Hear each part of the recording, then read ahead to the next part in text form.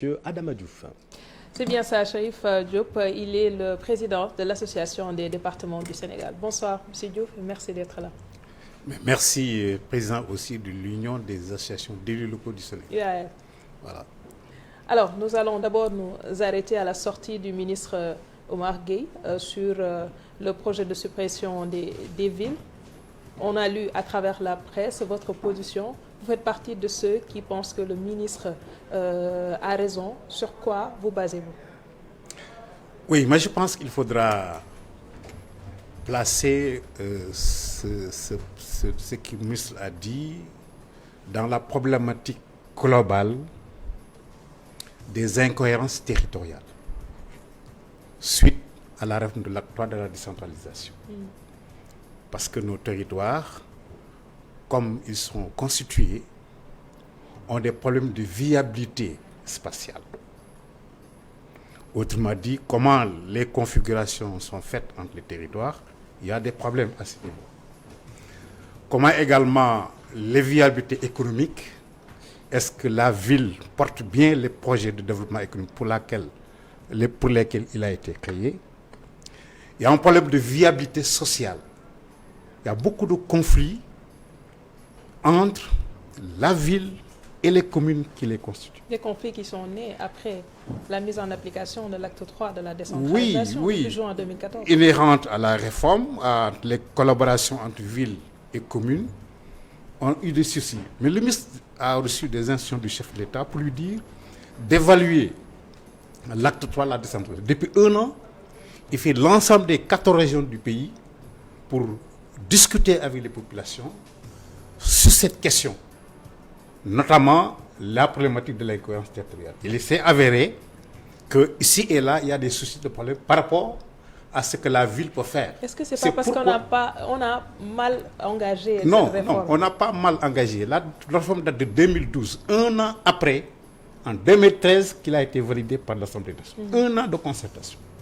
On a fait tous les ateliers au niveau des régions. Comités régionaux de discussion par l'ensemble des gouverneurs et préfets sous-préfets. Alors, donc c'est pour dire que cette concertation a eu lieu. C'est la mise en pratique de l'acte 3 de la décentralisation qui a mis à nu ces insuffisances dont vous parlez. Maintenant, vous savez, une réforme, monsieur, une réforme par nature porte en elle-même des forces et des faiblesses. Il n'y a pas de souci.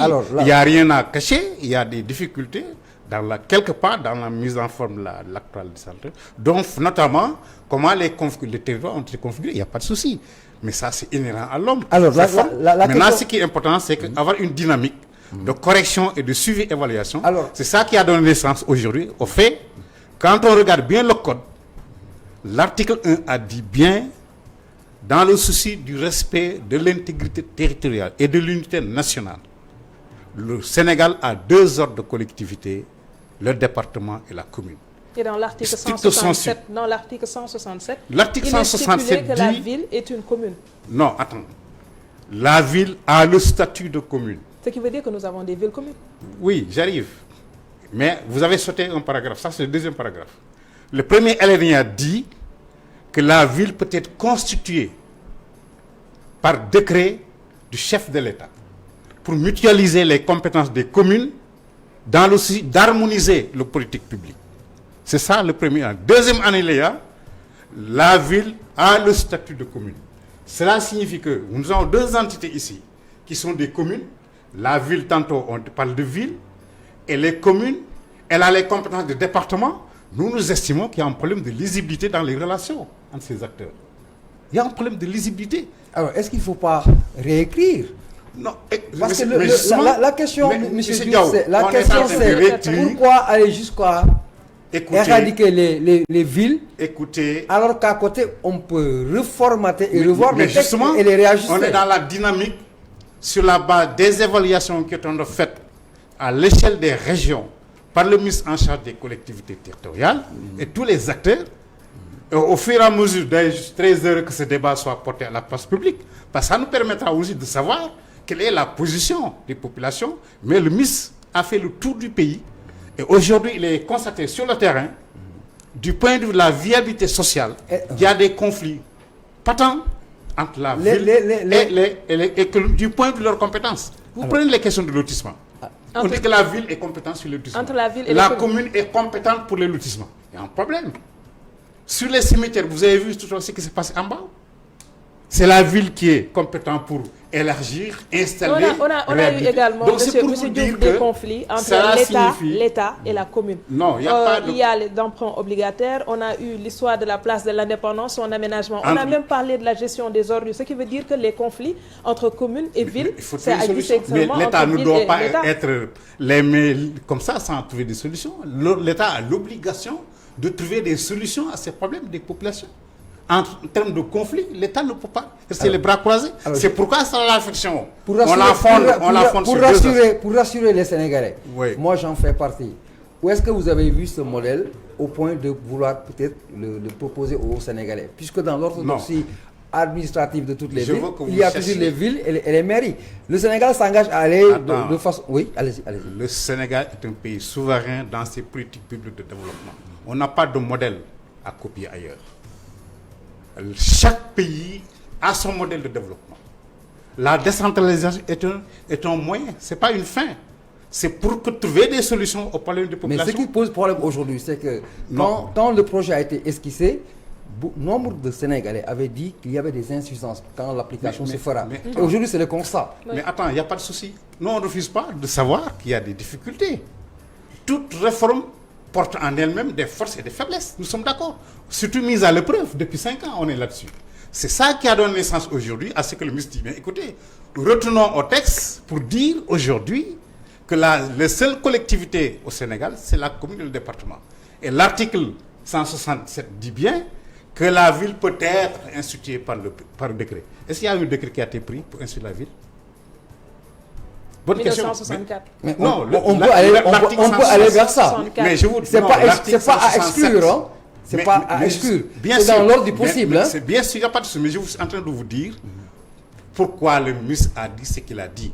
Maintenant, il faut le replacer dans son contexte, que nous sommes dans un processus d'évaluation. Le ministre pouvait dire autre chose que cela. Non, on est Est-ce que le ministre pouvait dire autre chose que cela à la suite d'une instruction du chef de l'État, qui est sa volonté du reste? Et ce n'est pas la première tentative. La sonde a été faite un moment, il y a eu un arrêt et ils ont repris le flambeau pour peut-être aller vers ça.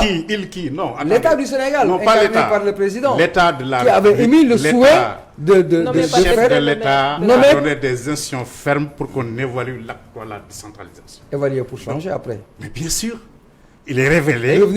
Il s'est révélé qu'il y a des difficultés parce qu'il y a des conflits du point de vue de la vie sociale, du point de vue de la vie économique. Le projet de développement de la ville est concurrencé par les problèmes les projets des communes.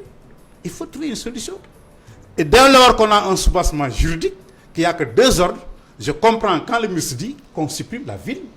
C'est fondé. Maintenant, c'est un processus de réflexion. Et le chef de l'État est cohérent dans sa démarche. Il dit dialogue national. Cette problématique a même été évoquée au cours du dialogue national. Même si je dois reconnaître, les conclusions ne sont pas encore livrées. Non, du tout. L'idée a été agitée bien avant le dialogue. Non, mais bien sûr, avant le dialogue. Je vous ai dit, depuis 1 an, le ministre est sur le terrain pour faire l'évaluation. Le dialogue a été inscrit il n'y a pas même pas 6 mois. Donc, je suis d'accord avec vous. Okay. Mais nous sommes dans un processus de revitalisation de nos territoires. Comment faire en sorte que les communes, les collectivités qui cohabitent puissent porter le développement à partir des synergies d'action des acteurs qui les composent. Ça, c'est fondamental. Sinon, on n'a pas besoin de créer une collectivité.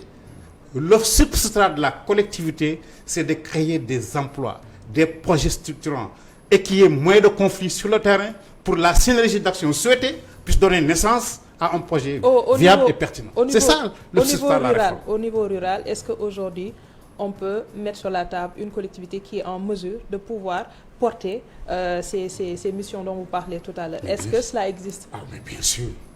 Mais ça, c'est... On est dans une communalisation intégrale et quelque part... Les collectivités territoriales à l'intérieur du pays, les collectivités territoriales construisent des salles de classe, des postes de santé, des parcs à vaccination, des forages, les centres d'enseignement technique avec la Covid. Les collectivités sont investies. Ils ont créé des centres partout ailleurs, à hauteur de 7 milliards, 770 millions. Collectivités locales, défense propre. Donc je pense allez à l'intérieur du pays, vous allez voir que les collectivités portent des projets de développement. Maintenant, il faut améliorer, encore une fois. Quand nous sommes ensemble, nous devons délimiter nos compétences et nos territoires. Alors, que répondez-vous Parce que la ville est constitutive des différentes communes qui la composent. C'est ça la ville. Et si nous sommes ensemble, il faut que les choses soient clairs. Il n'y a pas de lisibilité. Que répondez-vous aux Sénégalais qui sont peut-être, c'est vrai, ils peuvent être colorés politiquement, mais qui estiment qu'aujourd'hui, cette démarche présidentielle, moi je l'appelle une démarche présidentielle, c'est son souhait, c'est justement pour des raisons politiques. Non. Non, très sincèrement, le chef de l'État n'a pas des idées politiciennes sur cette question. Maintenant, c'est politique. Le développement est fondamentalement des actions politiques. Avoir une vision, tracer la réforme, le PSE PAC 2, c'est une vision politique qui porte le développement du Sénégal, le PSE. L'acte 3 de la décentralisation, adosser le PSE, c'est pour promouvoir des territoires pertinents. Est-ce que ce n'est pas le seul canal? Parce que l'objectif final étant la mairie de Dakar. Même les autres mairies sont accessoires. Non. Moi, je restitue la pensée de plusieurs Sénégalais. Mais ce n'est pas... Je vous réponds... Voilà. Laissez-moi finir la question pour que vous puissiez comprendre un peu. J'ai dit que c'est un alibi pour globaliser tout, mais l'objectif principal, c'est la mairie de Dakar. Non, monsieur. Pourquoi? Non, parce que le chef de l'État n'est pas dans ce jeu politicien. Il a un programme cohérent, il a été constaté sur le terrain. Mais allez à Guédiawaye. Le maire de Guédiawaye a des soucis pour promouvoir ses projets et programmes dans les territoires des communes. Oui, mais le maire de Guédiawaye est déjà... Non, attends, c'est pour dire que ce n'est pas Dakar seulement. L'enjeu politique allez à Thiès, c'est le maire de ville lui-même. J'ai eu à discuter avec lui, Tala Sissa. Vous êtes retrouvé. Non, je vous dis, vous êtes massifié à Thiès. Qu'il est tout à fait favorable et il défend la position de la suppression de la ville. Je suis en train de vous expliquer, c'est dans le cadre d'un processus de réflexion, de concertation et de consultation, parce que le président de la République est fidèle à son option du dialogue national. C'est ça qui donne naissance à cette problématique. Donc ce que vous êtes en train de dire, monsieur le ministre en charge des collectivités, a juste lu un texte, et il a bien lu qu'il n'y a que deux ordres. Deuxièmement, on a des soucis pour promouvoir le développement. Or, j'insiste là-dessus et je le répète, la dynamique territoriale d'un développement, c'est construire et reconstruire. C'est ça le propre d'un territoire. Le propre d'une collectivité territoriale, c'est de construire et reconstruire. On s'est rendu compte qu'il y a des difficultés pour faire des projets au niveau de Dakar. Quand vous parlez de ce qui se passe à la place de l'indépendance, l'aménagement de la mais parce que les compétences ne sont pas claires. Alors, est-ce qu'on doit rester les bras croisés, avoir entretenu des conflits sociaux inutiles? Non, du tout. Faisons les réformes avec les communautés. Est-ce que ce ne sont pas des conflits politiques qui sont transférés ou bien des conflits inversement? Je veux dire, à l'origine, ce n'est pas d'autres... Non, moi, je n'ai pas vu de conflit politique. Le Premier ministre était obligé d'arbitrer en donnant une partie à la ville de Dakar et aux communes qui la constituent, et l'autre partie au ministère de l'Urbanisme à l'époque. Parce que concrètement, c'était ça la bonne règle. Ce n'était pas parce qu'il y a des conflits, non, du tout. Mais je veux qu'on retienne, pour ne pas évoquer cette question, qu'il n'y a pas de conflit politique, il n'y a pas de jeu politique, il n'y a pas de choses politiciennes derrière cette affaire. Il s'agit juste de mettre en place des collectivités territoriales porteuses de développement. Et pour cela, il faut que les jeux des acteurs soient très clairs. Chacun puisse rester sur son territoire. Et quelle sera l'attitude de l'État? Puisque ce qui m'inspire pour cette question, c'est que par rapport à l'application de l'acte 3 de la décentralisation, il y avait des engagements dans les prévisions que l'État n'avait pas laissé à elle-même les mairies. Et finalement, c'est le cas. Aujourd'hui, les mairies, chaque année, 5 milliards de plus sont ajoutés au fonds de dotation et 5 milliards au fonds d'équipement. Cette année, 10%. Je ne dis pas que l'argent n'a pas été injecté, mais par rapport aux besoins des communes concernées, il y a une insuffisance criarde. Ils sont allés partout pour décrier, pour dire qu'on nous a laissé à nous-mêmes. Mais non, écoutez, les moyens ne sont jamais suffisants. Mais il faut reconnaître l'effort de l'État. Mais les minimums, non, attends, quelque part, les minimums n'ont pas été respectés. Le minimum est fait. Le minimum est fait. Regardez le PACASET urbain. 130 milliards sont investis dans les communes. Aujourd'hui, on était en formulation du PACASEN rural pour investir dans les 460. Si on en arrive là, quel sera le comportement de l'État par rapport à cette gestion, justement? L'État a l'obligation régalienne. Si jamais vous parvenez à réussir à éradiquer... Mais on applaudit. Le propre de l'État et sa mission, c'est de donner du bien-être aux populations. C'est sa fin. Emploi, santé, éducation pour tous. Un Sénégal pour tous. Un Sénégal pour tous, c'est ça son option. Maintenant, il y a des entrées. C'est une éducation de qualité, des territoires pertinents qui portent le développement, la croissance, synergie d'action, évitons les conflits inutiles entre collectivités territoriales. C'est ça le fondement de la réforme. C'est ça qui a été équitable de toutes les mairies, quelle que soit leur coloration politique. Non, il n'y a pas de coloration politique. Hein? Y a pas de, non, en tout cas, c'est une complainte. Écoutez, nous sommes des démocrates. Nous avons aujourd'hui sur les 557 collectivités, il y a des collectivités qui sont gérées par l'opposition. Vous allez dans le département de Bambey, dans la région du Diourbel. Qui sont traités au même pied que... Au même pied d'égalité. Ça, c'est vous qui le dites, M. Diouf. Mais écoutez, regardez le code qui est réparti. Je ne parle pas du code, je parle de la réalité. Non, la réalité, je vous donne un seul. Les fonds miniers. La théorie, elle est parfaite. Prenons les fonds miniers. Mais moi, je faisais partie... Le département du Diourbel a 7 millions de fonds miniers. Moi, j'ai 5 millions. Exemple.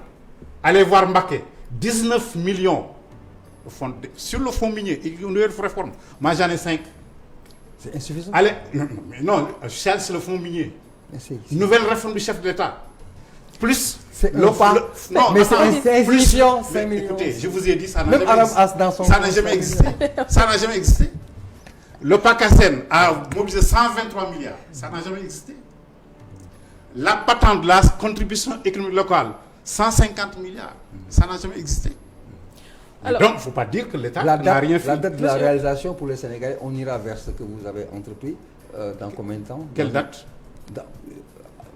La phase 2. La phase 2. La phase 2, nous sommes le chef de l'État a donné des instructions à tous les acteurs, dont notamment le gouvernement. Ils ont fait 1 an de tournée. Ils ont consulté le document. Ce que vous êtes en train de dire, c'est important, c'est ça la démocratie au Sénégal. Une vitalité démocratique. C'est pourquoi ce débat est important et nous l'enregistrons comme étant un intrant, une plus-value d'ailleurs pour un peu corriger. Parce que la réforme, on ne se cache pas. Tu as parlé du financement, l'État a beaucoup fait. Parlons de alors, on ne va pas être là à lister c'est vous qui avez posé la question que l'État n'a rien fait. Moi, je voudrais m'arrêter sur quelque chose. L'État a investi massivement. Il nous reste 12 milliards 500 en 2012, on a 45 milliards pour le fonds d'équipe.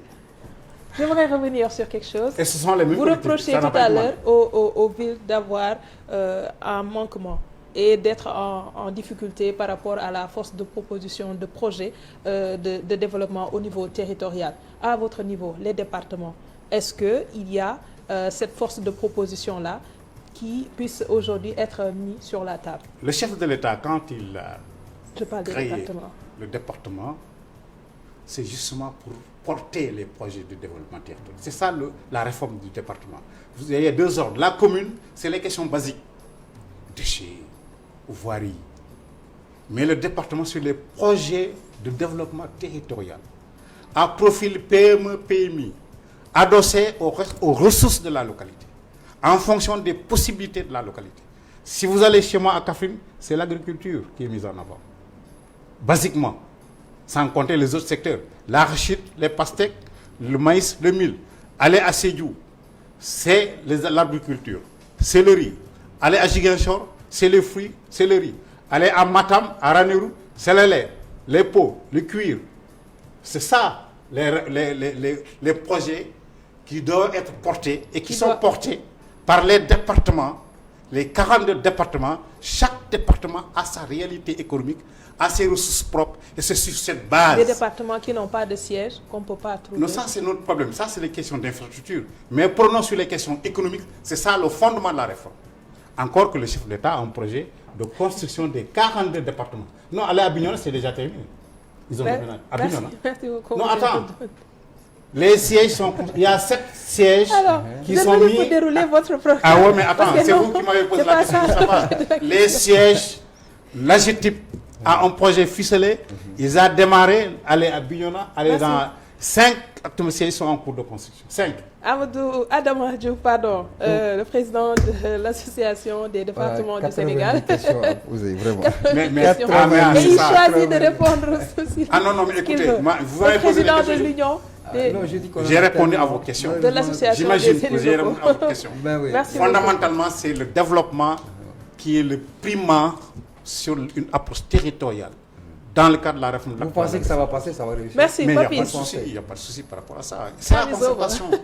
Le chef de l'État prendra en charge. Alors, je vais devoir dire à Pierre da Silva de couper. Mais non, merci beaucoup. Merci de m'avoir invité, parce que je voudrais quand même intervenir sur cette question importante, parce que je suis aussi Miss Conseiller. Je remercie le chef de l'État de m'avoir fait confiance en me portant à ce poste de Miss Conseiller. Merci. Merci beaucoup.